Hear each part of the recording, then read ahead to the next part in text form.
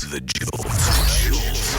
This is The Jolt with Larry Flick on SiriusXM OutQ.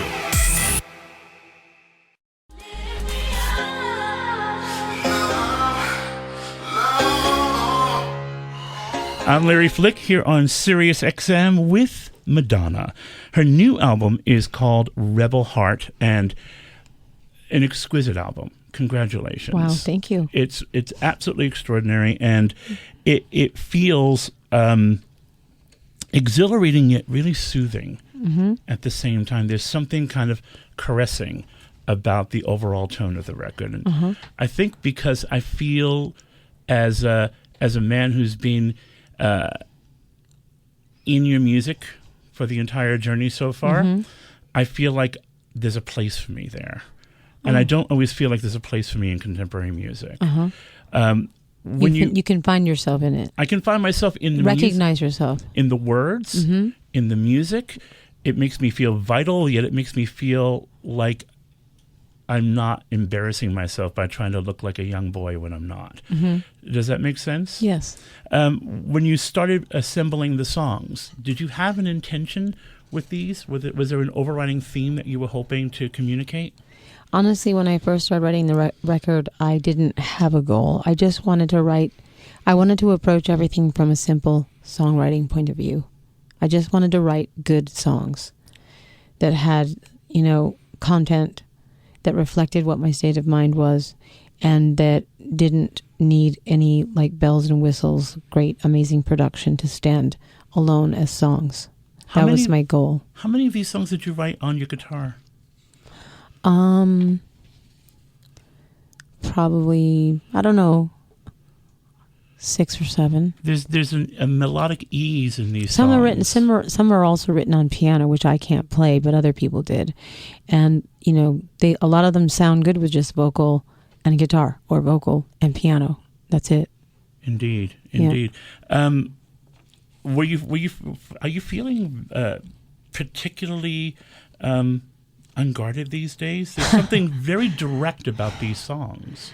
I don't know. I mean, I guess it depends on the mood I'm in. I think I was working with people, the collaborators that I worked with made me feel comfortable and disarmed me in a way that I felt comfortable to share my feelings. There's something about a number of these tracks, and one of them is Benny Beachy. Benny Bitty Beachy? Yeah. It feels like... yesterday, I was a baby on the street. Well, I mean, it feels like a night out of Studio 54. It feels like...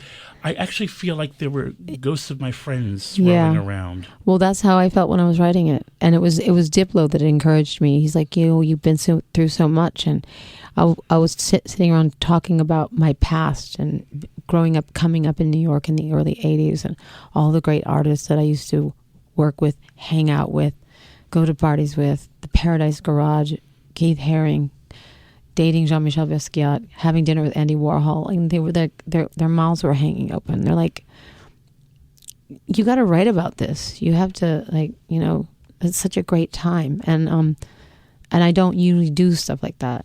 So I just decided, and he's like, yeah, and just do it like almost like you're talking, like you're rapping, like in a very laissez-faire kind of way. So I did. How difficult was it for you to ease into that, because it's not your nature to reminisce? I don't know. You know what? I put myself in a position when I wrote this album that I was just going to be in uncomfortable situations. I worked with a lot of strangers, and I just went with the flow, and I trusted people, and I allowed people to push me into areas that I'm not comfortable with, and I trusted them, and I was like, I would do it, and then I would say, really, that sounds good? Shouldn't I sing it? And they're like, no, just talk it. That sounds good, really. So I trusted them. That's Madonna joining us here on SiriusXM. The album is called Rebel Heart. Was there... am I projecting too much in the transition? Well, yes. But in particularly in the transition from Bitch Madonna into Joan of Arc, it feels very external and then very internal. Well, one's all about bravado, and one's about being vulnerable. And that's really why the album's called Rebel Heart. And originally I had intended to make a two-sided record to show the two sides of me that are the most prevalent. And one of those sides is the rebellious side of me, the provocateur, the troublemaker, the mischief maker, the envelope pusher, so to speak, right? And it says don't go for second best and express yourself and I'm not your bitch, don't hang your shit on me and all that stuff. And then there's the romantic me, the vulnerable me. And so I wanted to have two different sides, and all of the songs that were more vulnerable and romantic would be on one, and the others would be on the other, like Unapologetic Bitch or Bitch I'm Madonna. And then my record company didn't think that was a good idea, so they kind of all got mixed up in one big soup. So that's why it might seem schizophrenic. See, it doesn't though. It just seems like you take the coin and you flip it over, and then you flip it over again. Well, it's one side of me, and then there's another side of me. I mean, I'm a vulnerable warrior, so to speak. But I think all the greatest warriors are. Indeed. Yeah. So as you found yourself reaching the end of these songs and the depths of my despair, the depths of your despair, did you feel like a victorious warrior? Do you feel like, damn right I did it? Not exactly. I mean, I'm proud of the record. I was forced to release the record earlier than I wanted to because I had someone hack into my server and steal all my music and leak it before it was supposed to come out. And it kind of catapulted me into having to finish things much sooner, which I wasn't very happy about. But anyway, it came out. I did it. I pushed it. Everybody worked overtime to get it done, and now it's out. So, and I am proud of it. Yeah.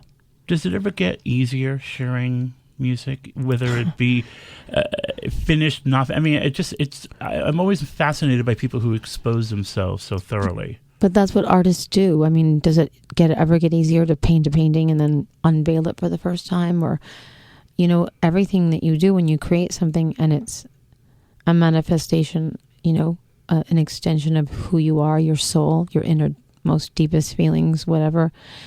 You always feel like you're taking your clothes off in front of everybody. You feel like you're revealing yourself, and with that comes judgment. So it's always scary. But is it pleasurable along the way? Yeah, it is. I wonder, the agony and the ecstasy. The agony and the ecstasy. Do they collide at the same time? They do, indeed. That's a very, very interesting experience, I would imagine. Yeah. Of the producers, you worked with some amazing minds. I'm most intrigued by your collaboration with Ariel. I think because Ariel Richteshad. Notice I let you say the name because I didn't want to embarrass myself. I always call him Richteshad, and he's like, "That's not how you pronounce it." I'm intrigued because he is so rhythmic in his productions, but he also understands when to let an artist breathe. Yeah. How did you find collaborating with him? Very easy. I mean, he gave me, he pushed me, but I think he really respects singers, and he was very supportive. And he actually kept saying the phrase, "Hey, bitch, you're Madonna." Like, I go, "Does that sound good? Is that right? Is that cool? Can I do that?" And he'd be like, "Yeah, you're Madonna." And one day I did a performance. I sang like a song in one take, and he goes, "Oh my God, you sound like just like Madonna." It was a very weird moment. That's got to be out of body for anybody, and it's so funny that someone actually has the balls to say that to you. Yeah, that's pretty neat. Yeah. Well, Madonna, thank you for your time today. Oh, it's my pleasure. It's nice to see you again. Pleasure. It's nice to see you as well. Larry Flick? What was that? Your show, the people who listen to your show, you didn't ask one gay-related question? Well, whoa. We don't need to. We don't need to, because we're human beings and we're connecting to her. So right. I apologize. Miss Liz Rosenberg. Yeah. Trust me, because you know what? We're all over this record.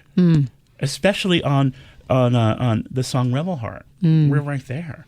Any guy, any man or woman who's ever said to their family, "I'm going to be different because I am different," You're taking the road less traveled by. Yeah, it's a scary And sometimes road. you can barely make it out alive. I feel like a lot of people can relate to that. It's my that and Joan of Arc are the songs that make me cry every time I listen to them. Really? Every single time. Every single time. That's good. Yeah, and then I listen to Ghost Town, and I walk through. I'm a native New Yorker, and I'll walk past all the same clubs that you used to hang out in, and we're roughly the same age, so I was going there too. Yeah, they're gone. I know. There's sushi joints with They're Bleecker gone. Bobs. They're gone, and a lot of the people are gone. I know. It's a ghost town. It is a ghost town. But we're going to carry on. We have no choice. That's right. We have no choice. And you know what? It's even in Living for Love. I thought about all my favorite Banshee boys from the West Village Pier. Yeah. And how they would be throwing down to that track. Oh, I wish I could be there to see it. Wouldn't that be wonderful? Yeah. But we're here to carry on. That's right. To be continued. Okay. Love's going to lift us up. Amen. Yes. Thank you, Larry. Thank you.